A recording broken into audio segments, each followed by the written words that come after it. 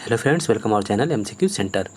तो दोस्तों, आज आपको एक बहुत बड़ी न्यूज़ में बताऊंगा कि उत्तर प्रदेश जो असिस्टेंट प्रोफेसर भर्ती जो है 22 में जो इसका विज्ञापन संख्या जो 50 था, इसमें धांधली के बहुत बड़े आरोप लगाए गए हैं।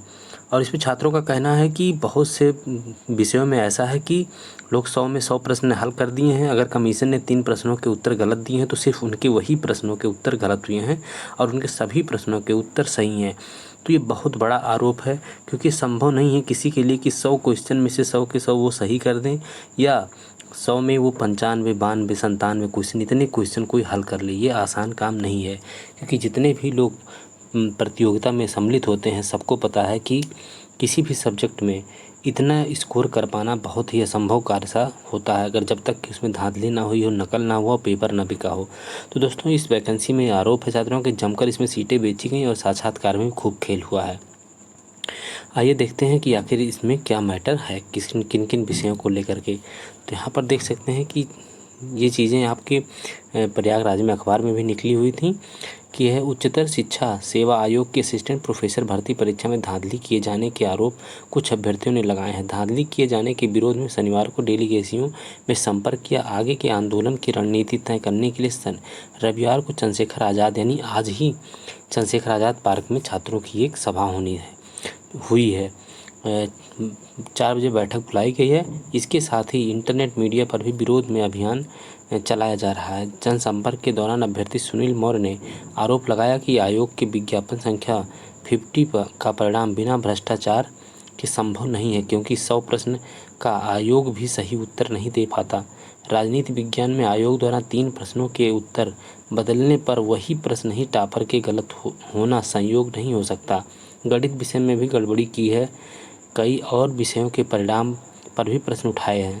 मेरिट घोटाले का आरोप लगाते हुए कहा कि भर्ती की उच्च स्तरीय जांच कराई जाए, अनियमितता पाए जाने पर परीक्षा निरस्त की जाए और दोषियों के खिलाफ कार्रवाई की जाए। जनसंपर्क व इंटरनेट मीडिया अभियान में डॉक्टर सौरभ सिंह, डॉक्टर विजय शंकर, अरविंद कुमार आदि शामिल रहे। तो दोस्तों, रविवार को यानी कि आज ही ये था, मीटिंग थी कंपनी गार्डन में। आज वहाँ चंद्रशेखर आज़ाद की जो प्रतिमा है उसके पास कुछ प्रतियोगी छात्रों ने इस भ्रष्टाचार के खिलाफ आवाज़ बुलंद करने का एक प्रयास किया है और यानी कि फेसबुक और सोशल मीडिया के माध्यम से भी इस धांधली का विरोध करने का लोगों ने संकल्प लिया है। यहाँ पर कुछ तस्वीरें आप देख सकते हैं कि जहाँ पर यहाँ पर मीटिंगों में कुछ प्रस्ताव रखे जा रहे हैं, कुछ बातें हो रही हैं, उसके बारे में बताया जा रहा है कि आखिर इसको कैसे निरस्त कराया जाए, इस वैकेंसी को। तो दोस्तों, कहीं ना कहीं धांधली तो ज़रूर हुई है, क्योंकि अगर छात्रों का आरोप हुआ है और आरोप वो साक्ष्य के साथ अगर दे रहे हैं तो कहीं ना कहीं इसमें गड़बड़ी तो ज़रूर हुई है। अब देखना यह है कि सरकार इस पर कितना संज्ञान लेती है, इस वैकेंसी को लेकर के। क्या सरकार इसको रद्द करती है, या यह भी एक जिस तरीके से दरोगा भर्ती में आरोप लगा था लेकिन लीपापोती करके उसको टाल दिया गया है, उसी तरीके से क्या यह भी इस पर भी लीपापोती ही करके इसको दबा दिया जाएगा। दोस्तों, मैं आपको बता दूं कि जहां एक तरफ पूरे भारत में असिस्टेंट प्रोफेसर की जहां कोई भी एक कंबाइंड एग्ज़ाम नहीं लिया जाता, जैसे सेंट्रल यूनिवर्सिटी जितनी है उसमें कोई भी कंबाइंड एग्ज़ाम नहीं लिया, तो वहाँ सीधी भर्ती की जाती है।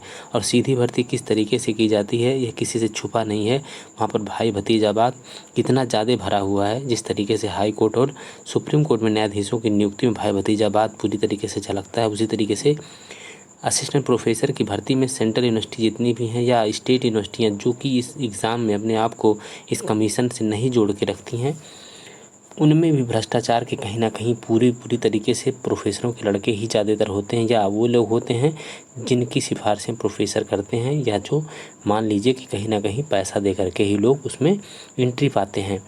और जब एक कमीशन बना हुआ है और उसमें भी जब एग्ज़ाम कुछ प्रतियोगी छात्र अपनी किस्मत का दरवाज़ा एक एग्ज़ाम के माध्यम से खोलना चाहते हैं और उसमें भी जब भ्रष्टाचार के कहीं ना कहीं भ्रष्टाचार की बू आने लगती है, तो कहीं ना कहीं तैयारी करने वाले लड़कों का मनोबल कहीं ना कहीं गिरने लगता है।